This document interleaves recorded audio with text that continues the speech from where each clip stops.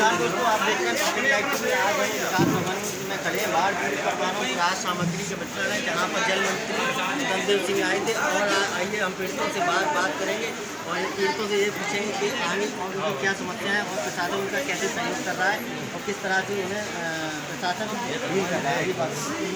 आज हम sir police की घड़िया से बोल रहे हैं। नाम मेरा गौरशंकर पूछा जाता है। आज हम राशन लेने आए थे। उनको कितना किया जाए कि हमारा पानी भर जाता है, उनको मतलब घर रहने की व्यवस्था किया जाए और जो भी समस्या है पानी आनी मतलब जो भी खराब है पानी की व्यवस्था किया जाए और हमको कॉलोनी जैसा दिया जाए और सर जो भी व्यवस्था है वो की जाए। बल्कि हम लोग बहुत मजबूर हो जाते हैं, खाना बनाने से भी वैसे भी मजबूर हो जाते हैं। हर एक साल परेशान भी हो गए, इन साल भी हुए सर। भूसा है भूस है और हम किसान आदमी हैं सर। हमको इनमें नौकर पैसा आदमी है नहीं, छोटे मोटे आदमी है, गरीब आदमी है सर। मेरा एक प्रॉब्लम और है। छोटा एक मेरा कुआं है, बहुत पुराना कुआं है, पर वो जमुना के बाढ़ आने से टूट गया है। पर उसमें आज गाय चली गई थी सर।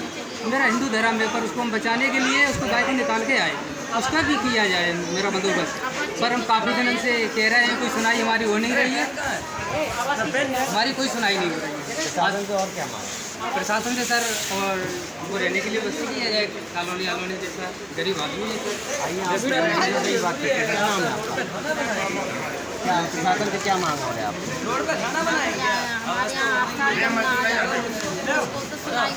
हमारे घर के सामने कुआ है, उसमें बच्चे का डर है, हर चीज़ का डर है।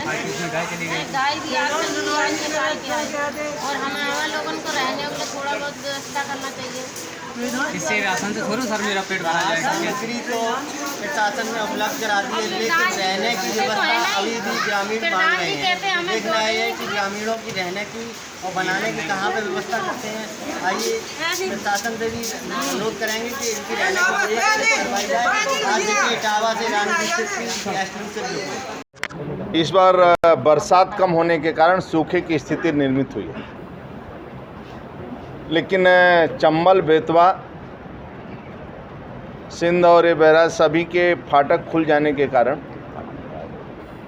यमुना में सभी नदियों का बेतवा से लेकर और ये चंबल समी का पानी आने के कारण जल स्तर बढ़ा और बाढ़ की स्थिति निर्मित हुई, जिसके कारण इटावा यौरैया उरई यानी कालपी हमीरपुर अपने बांदा प्रयाग काशी और अपने गाजीपुर बलिया तक हमें थोड़ा सचेत रहना पड़ा। लेकिन आदरणीय योगी जी के नेतृत्व में सभी जिलाधिकारी, सभी हमारे राहत आयुक्त यानी सभी लोग एक महीना पहले से हम सब की तैयारी और हर प्रकार बाढ़ चौकिया से लेकर हमारी मॉनिटरिंग टीम और ये सभी पुलिस प्रशासन से जितने विभाग इससे संबंधित रखते हैं, सभी विभाग अपनी तैयारी पूर्ण कर लिए थे इन स्थितियों से निपटने के लिए। तो लेकर बलिया से यहाँ तक कोई डैमेज नहीं हुआ। जल स्तर ऊंचा होने के कारण, बढ़ने के कारण खेतों में और घरों में कुछ स्थानों पर पानी घुसा है और उसके कारण तुरंत राहत कैंप और ऐसे रैन बसेरा इस प्रकार के सभी व्यवस्था हम लोग कॉलेज कैंपस जो भी सुविधा रहा तुरंत जिलाधिकारी इटावा औरैया हमारे हमीरपुर सभी जिलों में और एक अच्छी सुविधा। और जब हम अभी दौड़ा के हमीरपुर में तो चेहरे से ही लग जाता है कि ये लोगों को राहत मिल रहा है, क्योंकि योगी जी का शासन है और सभी व्यवस्था जन सामान्य के लिए, जनता के लिए। और इधर मोदी योगी जी के कारण अधिकारियों के अंदर भी बहुत बड़ा परिवर्तन आया है, स्वप्रेरणा का आया है, स्वप्रेरणा के सेवा का आया है और सब लोग अपना समझकर रात दिन परिश्रम करते हैं, 24 घंटा हर प्रकार का परिश्रम करते हैं। दवा छिड़काव से लेकर चारा की व्यवस्था तक, गौशाला से लेकर बच्चों को पढ़ाने तक जिस कैंपस में रहते हैं उस कैंपस में, और खेल कूद से लेकर बच्चों का मनोरंजन रहे, ये सभी तैयारी हमारे जिलाधिकारियों ने किया है। अभी मैं देख कर आया हूँ तो एक अच्छा है, लेकिन इस कठिनाई से परिस्थितियों से निपटने के लिए भी हम तैयार हैं। और जो राहत सामग्री जब से 5 सालों के पहले जब से योगी सरकार भारतीय जनता पार्टी की सरकार बनी है तब से आप देखेंगे राहत सामग्री भी कोई ऐसा राहत सामग्री नहीं पड़ता है। एक एक चीज़ आवश्यकता के अनुसार सभी को मिलता है, आगे भी मिलता है। और बाढ़ जब पानी नीचे उतर जाएगा, बिल्कुल अभी मैं देख कर आ रहा हूँ, बिल्कुल पानी नीचे उतर चुका है। किसी गांव में पानी नहीं है, पूरा ऊपर से देखने के बाद किसी गांव में अब पानी नहीं, पानी नीचे हो चुका है। लेकिन जो रहा था, इस साल उससे कम प्रभाव था और कम दिनों में पानी खाली हो गया। ये अच्छी बात है। मेरा दो सुझाव ये है कि पिछले साल माननीय मुख्यमंत्री जी आए थे और ये बात कही थी कि जिन लोगों का नुकसान हुआ है और विशेष रूप से जिनका घरों का नुकसान हुआ है, फसल का नुकसान हुआ है, तो उनका ठीक से आकलन करके उनको मुआवजा दिया जाए। इसमें केवल एक बात रह गई है कि मुआवजा पिछले साल का भी बहुत लोगों को नहीं मिल पाया और मैं चाहूँगा कि पिछले साल का और इस साल का भी मिला करके उनको, जो गरीब हैं, किसान हैं, विस्थापित हैं, उनको किया जाए।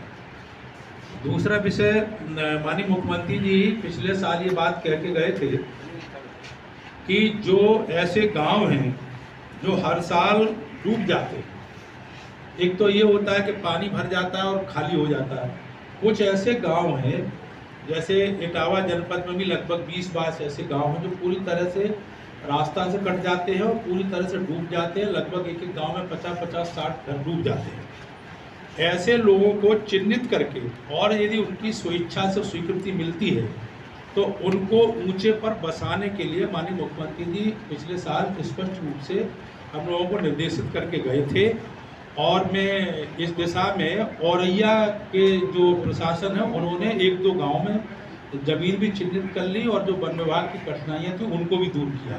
तो मेरा सुझाव यहाँ ये भी है कि यहाँ पर जो गांव विशेष रूप से चक्कर नगर के हैं, बड़पुरा के 1-2 गांव हैं, तो उनको चिन्हित करके उनकी स्वीकृति लेकर के और ऊंचे पर राजस्व की जगह पड़ी है तो उसको जीएस की ज़मीन पर उनको मकान बनाया जाए, जिससे वो हर गांव में लोगों की मांग है, सामूहिक रूप से ये मांग करते हैं।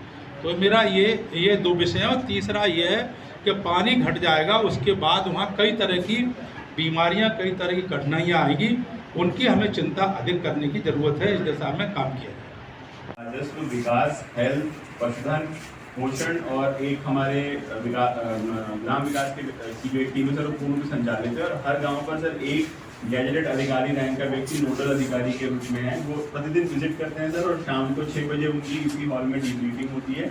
उनको एक फॉर्मेट दिया गया है सर जिसमें अलग अलग गतिविधियों के विषय में और समस्याओं के विषय में उनसे इनपुट लिया जाता है सर। जैसे कि हाइडल की ओर से क्या विद्युत व्यवस्था वहाँ पर सुचारू हो गई है, क्या वहाँ पर पीने के जल की उपलब्धता है, क्या वहाँ पशुओं के चारे की उपलब्धता है, क्या खाने के पैकेट्स की आवश्यकता अभी और पड़ रही है, डैमेज कितना हुआ है, क्रॉप डैमेज, ये सब उनसे फीडबैक लिया जाता है। उसी के आधार पर सर ये कंपाइल किया गया है।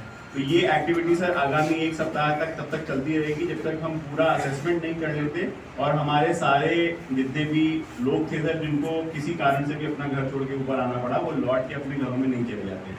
2 गाँव में असेसमेंट हमने भी किया सर, वहाँ डैमेज बिल्डिंग्स को हमने आज देखा है और अब उन्हें मुख्यमंत्री जो आवास योजना है जिसमें डैमेज घरों को दोबारा बनाए जाने का प्रावधान है, उससे सर सैचुरेट करने का प्रयास करेंगे। तो ये गतिविधि सर 7 दिन तक चलेगी।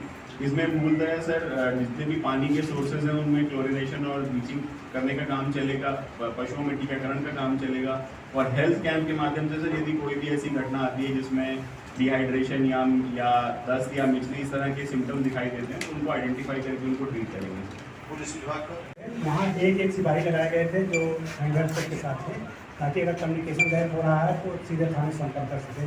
इसके अलावा जो रोड डिस्टर्ब है वहाँ हमने बैरियर लगवा करके फोर्स लगा दिया है कि ताकि कोई हादसा न होने पाए।